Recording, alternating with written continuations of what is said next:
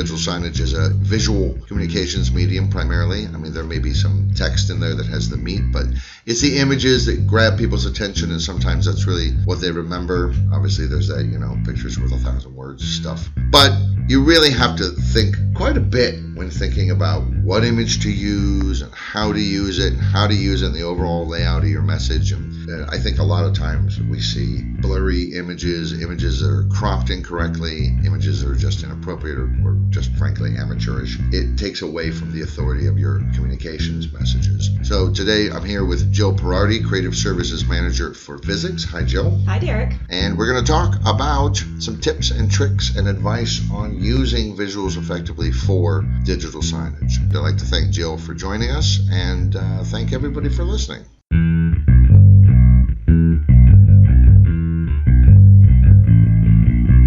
This is digital signage done right. Whether you're new to digital signage or a seasoned pro, this podcast gives you practical advice about systems, communications, and content to better engage your audience. I'm Derek DeWitt, Communications Specialist for Visix. Welcome to Digital Signage Done Right. So, Jill, let's just jump right into it. What are the basic rules for images and video? Yeah, so there's just a few basic rules. I mean, really, form follows function. Make sure your visual makes sense in the context, and then make it clear. Make sure it's there's contrast for legibility, because you are putting text typically left, right, on top of that image. Because that's the meat of the message, as you said, but that image is what's going to grab the attention. Humans are very visual, process visuals much, much faster than text. So, make it clear, make some contrast. You see this sometimes when you're watching, I don't know, I hate to say it, my wife and I watch a lot on Netflix, and we watch a lot of non-English language subtitled TV shows, and it's the white subtitles.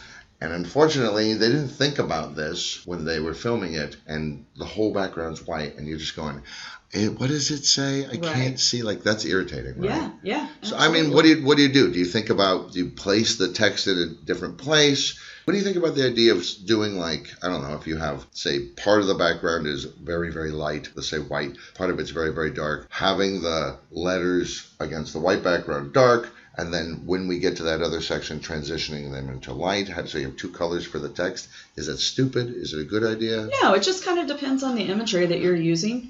Don't overpower the text. You've got a theme that you're working with. But yeah, do consider that contrast. If you have some full color photo and that's what you really want to grab attention, consider putting your text even on a little bit of a shaded square. Well, like a box, like a letterbox. Yeah, like a little letterbox or something off to the side. I mean, still make that look good. You don't want black bars on your content or along your great looking photo.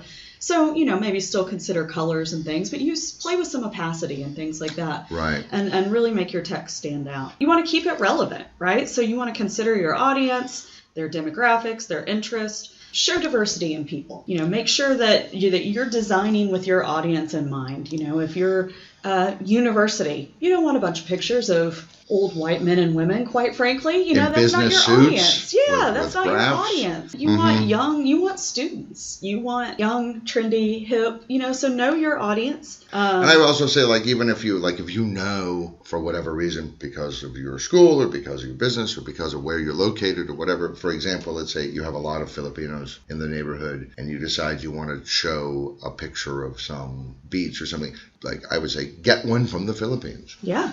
Get a picture from the Philippines. Someone in that audience is going to go, oh, I totally know where that is. Yeah. And that's just going to make a connection. Absolutely. That's the whole point of signage. You want people to connect. You want them to connect because you want them to act on what you're trying to get them to connect to. Right. So a lot of digital signage is just really impacting human behavior. And if you can do that with something as simple as an image that you use in your design, job well done. Yeah, seriously. If you use images, I think as we're chatting here, I can only imagine that things like stock imagery is going to come up because it's just such an easy way to get that. Well, you hear this all the time. People say, I'll just go find it on Google. Careful. Yeah, read the fine print on that. That's not your image that you own just because it's on Google, but read the fine print on any of those sites. If you're using, let's just say, a Shutterstock, for example, make sure it's legal. Make sure it's within your licensing agreement. Just because you downloaded it off, you paid $35 for it and downloaded it off Shutterstock, doesn't mean you can use it everywhere you think you're going to use it. Or that's a really expensive image. I just mentioned $35. Yeah. So you should be able to use that one anywhere. It's probably part of a package. Yeah. But yeah, just make sure it's legal, because you Google something and that image comes back, it may not be yours to use. Right. Please keep that in mind, because also if you were a photographer or a designer, you put your content out there on, let's say, Behance, you don't expect someone to download that and use your work somewhere else. Right. Yeah, So, exactly. yeah. Suddenly you're walking around some other city and there are pictures of your headquarters, corporate hub facility being used in some ads, and you're like, hey, wait a minute, I took that picture. Yeah. What are you doing? Yeah. So yeah, I mean, this is a thing. People are very fast and loose with this whole legality issue, and the argument that I often hear from people is, well, I mean, it's not like I'm using it to sell anything, and the fact is, well, you might have a little legal wiggle room there, but is that really is that a Pandora's box you want to open? Right. Yeah, there's a very good chance that no one is going to do anything, but what if they do? Yeah. And then you're in a heap of trouble. Well, and what if you save that image on some file share within your business, for example? Somebody in some other department goes and says, oh, here's an image. It's on our file share. I should be able to use this. And next thing you know, they're using it and reselling it inadvertently as part of some other design package or whatever. Right. Oh, yeah. Pandora's box, for sure. Be careful. Yep. I know they're not technically images, though they can have images. Let's talk about PDFs. We've made a lot of gags on this podcast about PDFs and this and this and this, and I know that some people do want to use them. I mean, it's not always a terrible idea. It's not. But you do have to follow some guidelines. Absolutely. So if you think about most PDFs that are sent to you, that you open them, it's typically a document. Yeah, it's basically a Word document in a different form. Yeah, pretty much. And so there's a lot of text on those, a lot of small text, 10, 11, 12-point font. 8. Yeah, 8. Do not put that on your displays. But if someone has sent you a PDF and it's a well-designed piece and it's got an image on it and a little bit of text that's easy to read and large, sure, go ahead and use that if your software allows you to. PDFs follow the same rule, though, as graphic design, right, as digital signage design. It's those 15 words. It's that 3x5 rule. 3 lines of text with 5 words within it, or vice versa. PDFs are no different. A PowerPoint's no different than if you're designing something in Photoshop and exporting it as a PNG and putting that in your signage. It still has to look good. You also have to make sure it's going to fit in the space. It's not going to auto scale to fit where you want it to appear on the screen. It's likely going to show up like an 8.5 by 11 sized document, quite frankly. Right, and then how big is your content zone? And that's even worse. Not only are you doing this, but some of the words that you're trying to display are actually cut off by the size of the content zone. It's a necessary evil, because there might be times when it's perfectly acceptable to use those, but don't default to those, because if it is a document saved as a PDF, that is the worst piece of content you're going to put on your displays. Right. Well, all right. And then there's one other, which we've also made fun of, which is clip art. And I know, I'm sure a lot of people go, don't make fun of my clip art. I like it. And I also like wingdings, so shut your face. Right. Tell me about clip art. Be careful. It can look really amateurish. It looks like you opened a Word document and put a piece of clip art in it when you sent it to your friend. Because clip art was, don't get me wrong on this, I think clip art was designed for people who aren't designers, people who can't understand, don't understand or don't have access to design tools. Yeah. Even, I guess come up with the cliche of even a housewife. Yeah. Not to denigrate housewives, but, or even a 14-year-old can make something that looks halfway decent using clip art. That's what it's for. Absolutely. It's like trading wheels. Yeah, absolutely. It's not for your digital signage. However, I will say Microsoft has beefed up their clip art gallery, and they do have some photography in it now. So because they are trying to help that 14-year-old that's making a flyer for, some school event look a little bit better, because even they know now that clip art can be amateurish. But again, be careful, because just because it's in that gallery doesn't mean that it can be used everywhere. So be sure to read the fine print on those too. Your clip art picture of a house or your dancing cat or whatever it is probably 9 times out of 10 just not appropriate for your audience on digital signage. Right. You have to think about the reaction they'll have if they look at it and go, cool. Or if they're going to look at it and go, oh, those poor people who made that message. They're old. Bless their hearts, as they would say here in the South. If you are listening to this and you don't live in the South, that's not as kind as bless your heart sounds. Oh, that's true, isn't it? That's a little... I'm sorry you poor for damaged you child. using that clip art. Dropped on your head. Yeah. What about orphans? Yeah, so don't use a piece of imagery, Yeah. photograph, the dreaded clip art, whatever it is, without putting some text with it to kind of give it context. Right, just a picture of a thumb. Yeah, what's that mean? Right. Give it a caption, give it a title, something. Granted, you might have your company holiday party images on the screen, and everybody knows that's what that was, and you're putting them on the screen so you can easily share them. Yeah, I'm in it. It was last weekend. I know what this is. Cool, but maybe have a slide before that says, enjoy these holiday party photos, and then show 5 or 6 if you don't want to caption all of those. But if you just have an image, I think you and I even discussed in a previous podcast when I was in a hotel one time, they had an image that said, it was just of a beer or whatever. It said, visit our bar. And it was a verb. It was telling me what to do. But the next one was promoting a certain summer drink in the bar. That was the one that really had a lot of context to it. Right.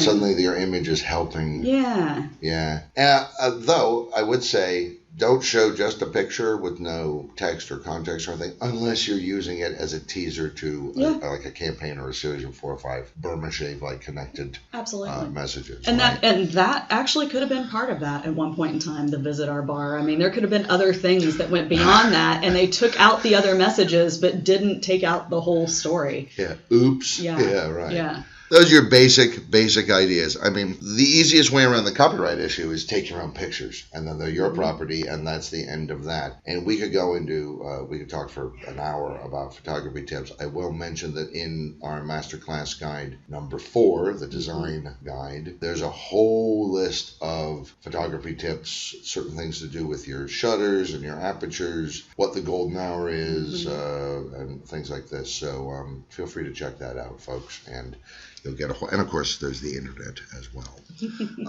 But the photograph people take these days, of course, is the selfie. Yes. And I am not of the generation that feels compelled to take a picture of myself every single time I perform an action. But, and again, not to denigrate those that do. What about selfies and digital signage? I mean, we talk about democratizing communications. Seems like a natural fit. Absolutely. Selfies are fun and they're modern. And we've talked a lot in other podcasts.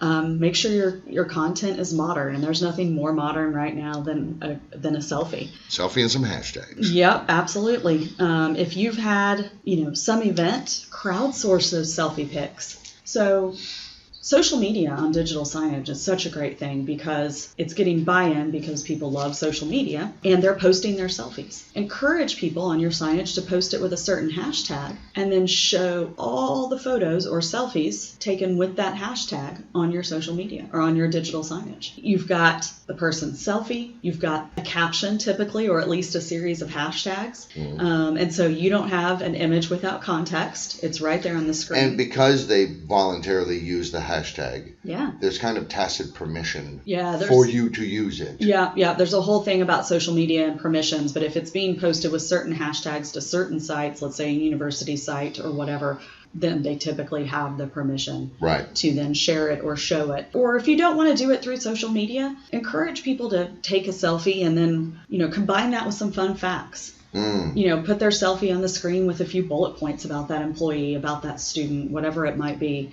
Poll some people and get some photos from them and share that, because particularly if you're trying to deal with student engagement or employee engagement, you want interaction. You don't want people just sitting at their desk or walking, into some study lounge and never talking to anyone around them. Happy employees, happy students, it's because they have people that they're comfortable around. And so what a great way to encourage interaction than, poll them with some really fun questions. The last meal, or who would you, anybody living or dead, who would you invite to dinner and why? Most disgusting thing you've ever voluntarily eaten. Right. Best Wi-Fi name you've seen trying to connect somewhere. That's a good one. Yeah. So there's one near where I live that is called FBI Surveillance Man, which I think is very funny. I've had that one before too. Yeah. Maybe they're following me. Maybe it's just the one. Yeah. But use selfies and pair it with that. Or use crowdsourced photos and pair it with information like that. Make it fun and make it engaging. And that way too, I mean, it takes a little bit of pressure off your content creation team. Yeah. And I'd also say like somehow we know what a selfie looks like. There's that arm going up, disappearing, or sometimes there's a selfie stick. But we all just kind of know. It's interesting that we seem to be more forgiving. Like there are these rules again in the guide for how to organize a picture, how to frame it. You know, the rule of thirds and leading lines and all this. This is a well framed photograph. I shift just a tiny bit here and suddenly it's not such a good professional looking photograph. But with selfies, we seem to be very forgiving. Yeah. Like it doesn't matter that, gosh, you know, it's too bad the camera wasn't just a couple of inches this way. It would have been a really nicely framed picture. We kind of just let it go. Yeah. It can be forgiving, but it's not typically a massively high resolution photo. So don't take someone's selfie and stretch it and, you know, try to make it much larger than it is, because now it's a pixelated selfie and that does not look good on your signage. So go ahead and make it the size that it, you know, was sent to you. Keep it that size. Then you've got room for your copy. Right. I heard of some school that was doing like a selfie contest. They were having a contest among students to come up with like how many locations can you take a picture of yourself in. And you said once we were talking and you said like even create specific selfie spots around the place. I suppose you could even technically use the digital signs. You could say selfie spot background number 2 coming up. Yeah. Boom. And you don't know what the background's going to be. You know what I mean? So it's like that's fun. Choose your pose and there's a countdown 3, 2, 1, and then you quickly take the picture and then you go, what was that background? Yeah, that's a lot of fun. Definitely do that. In fact, at Digital Signage Expo, they had put selfie spots across the show floor. Really? To encourage social media, you know, at the show and encourage that community. But yeah, reward people for doing that too. Make it fun. Make it a game and integrate your signage with that. I always like the idea of crowdsourcing content because people have buy-in. Absolutely. Like I said, it takes a heck of a burden off your content creation team. Like everybody's a part of it. They're more invested in it. So what about icons? Yeah, icons are visuals. We're talking about photos, but not everything has to be some high-resolution photo or a selfie. Icons are great. They're commonplace. People understand what a lot of them mean. If you've got a news ticker and it's an RSS feed, use the RSS icon. People know what that is. Use a weather icon. Use a social media. If you're showing social media, show the little Twitter bird. Make sure you're using their most up-to-date and correct one. And a good resolution. Yeah. We don't want that exploded. A calendar, a clock, the kind of upside-down teardrop with the circle in the middle, that indicates a place, like a you are here. Oh, yeah. Yeah. So people know what those are. It doesn't have to be an image, a photo. You know, use an icon. Icons are also great too for people who are part of your audience, but they are not native English speakers. Oh, that's a very good point. Yeah, a lot of icons because a lot of them are fairly universal. Yeah. And they're small. I will say the icons are kind of great because they communicate rather a lot of information sometimes in a very small visual package. Yeah, and so then you've got more space that way too for your very important message that you're trying to get out. Or a fantastic photograph that you took using our guideline. Yes, absolutely. One thing about icons though, please don't go making up your own and making them confusing. There's tons of them out there. Again, make sure that you can legally use those if you're, going on Google or whatever. But if you Google commonly used symbols, icons, they're established, they're out there, and then that way they are more universal. I mean, maybe you can make a slight variation here and there. Yeah. But like you said, what's called known as the map pin. Yeah. Usually you see that upside down teardrop with the hole in it, which is weird. I don't even know where they came up with that. Sometimes you actually see a map pin. Older things will still use it. I suppose you could do like a finger pointing down, but you wouldn't want to have a flying saucer with a tractor beam pulling up a cow to indicate you're here. People would go, what the hell is that? Right. I mean, unless your digital signage is in New Mexico, that may not make sense. In Roswell. Right. So if you have that there, maybe that would make sense in that context. Go ahead and design that. But otherwise, use commonly recognized icons. The work's been done for you. They've been created. Right. Bing, bang, boom, you're done. Yeah. So we've been talking about, let's grab stuff from Google. People do this. And the danger there, of course, is that it may or may not be legal for you to use it. Yep. But there are plenty of places you can find images, right? A ton of them. I mean, there's a ton of free and paid options. Again, know your licensing agreement. And it's not just all photos. iPhoto, Shutterstock, Getty Images, Adobe.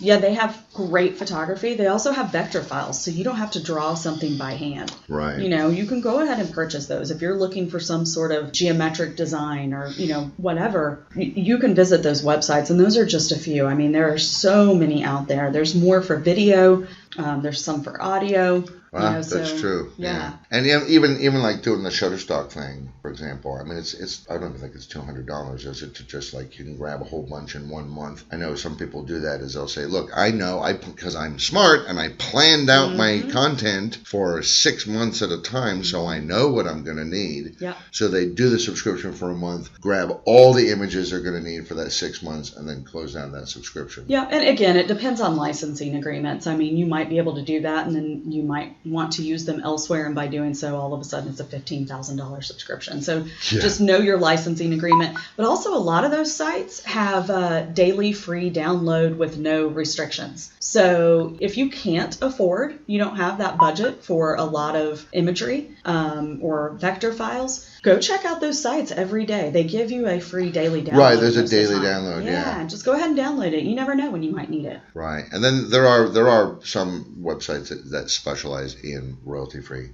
images. I use Pixabay and Unsplash a lot. And again, in the design guide, Masterclass 4 design guide, there's a whole list of places like Picography and Free Stocks and Foodies Feed, which is literally just royalty-free pictures of food. And I just go on there because I'm a food person and I just look at the pictures for fun. I was going to say, do you submit your food photos to that because you are a food person and you do take them? I should think about that. That's a good idea. All right. What else? What about internal sources? Are there any internal sources? Yeah. Talk to your marketing team. Talk to your web group that's responsible for your website. They may already have that kind of information that you're looking for, and you can use it on your signage. Of course, PowerPoints we've mentioned, and PDFs, but just make sure they look good, and let employees submit photos. I mean, we do a kind of fun thing here because, of course, we want to recognize our employees for their birthdays.